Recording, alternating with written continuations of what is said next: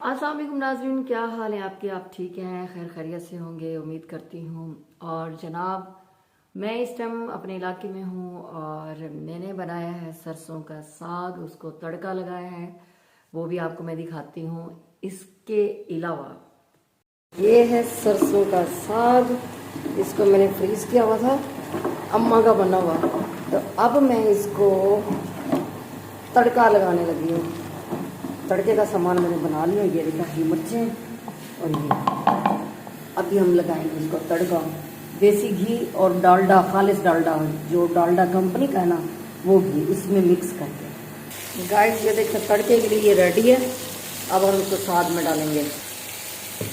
ये देखिए, तड़का हमारा बिल्कुल रेडी रेडी रेडी। इसको हम थोड़ा सा इसमें डालेंगे हरी मिर्चें। मेरा इरादा और इसमें थोड़ी सी मेथी का टच भी दे दें, तो ज़रा नेचुरल आ जाएगा, सूखी मेथी का। हमने इसमें सूखी मेथी भी डाल दी है, ये देखें। अब ये तकरीबन रेडी है, हम इसको डालने वाले हैं। साग हमारे पास, क्योंकि वो फ्रीज हुआ था ना, बर्फ़ जमी हुई थी। अब साग तकरीबन रेडी है, अब हम इसको इसमें डाल रहे हैं। बिस्मिल्लाहिर्रहमानिर्रहीम।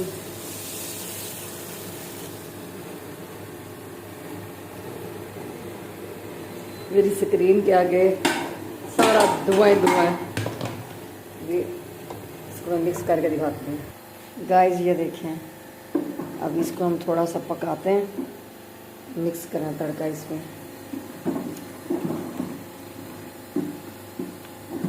इसमें देसी घी, डालडा घी, जो खालिश कंपनी का डालडा घी है ना, वो भी डाला है, क्योंकि उसमें भी देसी घी का टच आता है। और डालडा कुकिंग ऑयल भी, क्योंकि मेरे पास मक्खन कम था, मक्खन भी डाला है, इसलिए मैंने इन चीज़ों का तड़का लगा दिया जी।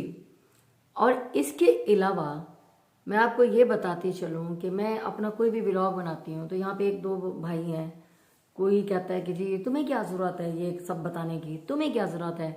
या मैं कोई भी चीज़ खबरहार के हवाले से बताती हूँ, या मतलब अपने कोलीग्स के हवाले से मैं कोई बात बताती हूँ, तो वहाँ पे एक भाई है, वो कहता है कि जी तुम्हें क्या ज़रूरत है ये बताने की।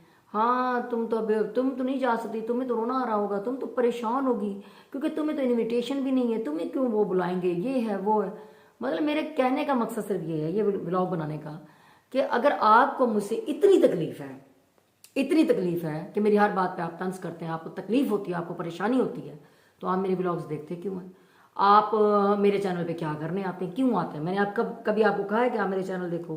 कभी आपको कहा है कि आप मेरे ब्लॉग देखो? नहीं कहा ना, तो आप ना देखा करो, मुझे आपकी ज़रूरत नहीं है।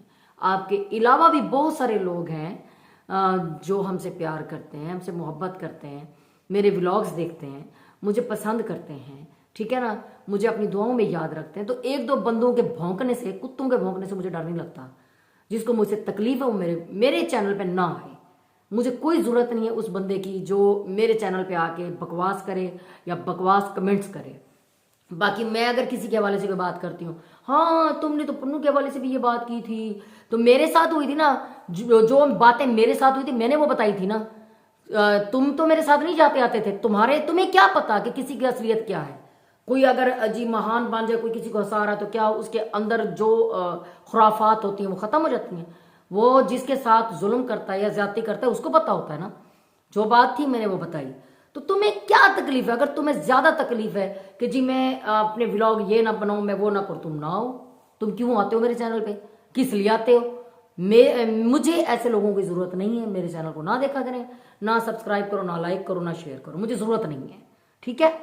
मैं अभी उस भाई का नाम बताती हूँ, मैं उसको भाई कह रही हूँ, ठीक है ना। मैं उसका नाम बताती हूँ जो मेरे आए दिन मेरे कमेंट पे गलत कमेंट पास करता है, गलत तरीके से बात करता है। मुझे जरूरत नहीं है भाई तुम्हारी, नहीं जरूरत। तुम मेरे व्लॉग्स में मत आया करो, मुझे जरूरत नहीं है जी। उसका नाम है जी, जिसने कमेंट पास किया, इजाज अहमद साहब। इजाज अहमद साहब, आप मेरे व्लॉग से ना देखा करो, मुझे जरूरत नहीं है आपकी।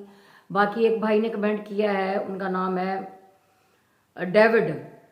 डेविड महमूद भट्टी, उन्होंने कहा है कि सिस्टर आपने और अबू बकर ने बोर कर दिया है, सिर्फ एक टीम को आप लेकर लॉन्ग टाइम से आप लोग चला रहे हैं और आप लोग एक जैसा व्लॉग ना बनाया करो, आप अलग भी बनाया करो। जी ठीक है, मैं तो अलग अलग बनाती रहती हूँ, अबू बकर भी बनाता रहता है, लेकिन अबू बकर को भी अक्सर यही कहा जाता है जी तुम तो तैयारी करे, तुम्हें नहीं बुला रहे ना इसलिए, और मुझे भी यही कहा जा रहा है। हालांकि सबको पता है कि मुझे 2-3 मैं अपनी मसरूफियात की वजह से नहीं जा पाई, ठीक है, लेकिन ये है कि अब कुछ मसाइल मेरे हाल हैं, वो जब भी मुझे बुलाएंगे, मेरे भाई हैं, खबरहार हमारा अपना खबरहार है, बॉस हमारे भाई हैं, वो पिछले दिनों भी आप लोगों ने सुना होगा, उन्होंने कहा है कि मैं उनकी बहन हूँ, वो जिस वक्त मुझे बुलाएंगे मैं इंशाल्लाह ताला जाऊंगी। तो जिसको तकलीफ हो रही है ना ज्यादा, जो मेरे ऊपर कमेंट पास करता है, मैं फिर उसको कह रही हूँ कि प्लीज आप मुझे ना देखा करें। इसके अलावा देखिए मैं दूसरी बातें भी करती रहती हूँ, मैं बहुत सारी चीजें व्लॉग्स मुख्तलिफ तरीकों से भी बनाती रहती हूँ, कभी किस टॉपिक पे कभी किस टॉपिक पे, मैं हमेशा एक चीज को लेकर नहीं चल रही, ठीक है ना।